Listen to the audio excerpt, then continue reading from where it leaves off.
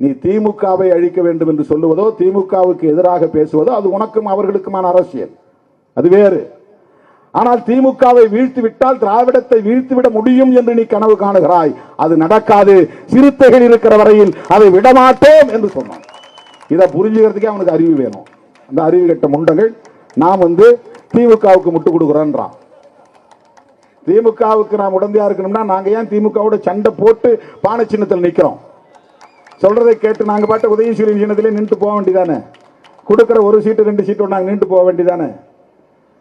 தமிழ்நாட்டு அரசியல இதுவரையிலும் வெற்றி பெற்ற எல்லா தலித்துகளும் இன்னொரு கட்சியின் சின்னத்தில் தான் வெற்றி பெற்றார்கள்.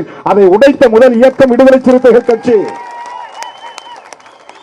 தோற்றாலும் பரவாயில்லை, நாங்கள் தனி சின்னத்தில் நிற்போம், தனித்துவத்தை நாங்கள் பாதுகாப்போம் என்ற உறுதியோடு தான் கூட்டணியில் உறவு காண்கிறோம். ஏன் அப்புறம் நீ அதை விட்டு வெளியே வர மாட்டாங்கிற? இது ஒரு அரசியலா பேசுறேன். ஏன் நீ விரும்பினா நான் வரணுமா? உன் ஆசையை நான் நிறைவேற்றணுமா? உன்னுடைய அரசியல் கணக்குகளுக்கு நான் பலியாக வேண்டுமா? விமர்சனங்கள் 1000 இருக்கிறது, அது வேறு. ஆனால் பாரதிய ஜனதாவோ RSS அவர்களின் செயல் திட்டமோ இந்த மண்ணில் வேரூன்றிவிடக் கூடாது என்பதிலே திமுகவை விடவும் 1000 மடங்கு விடுதலை சிறுத்தைகள் கட்சிக்கு பொறுப்பு இருப்பதாக நாங்கள் நம்புகிறோம், உணர்கிறோம்.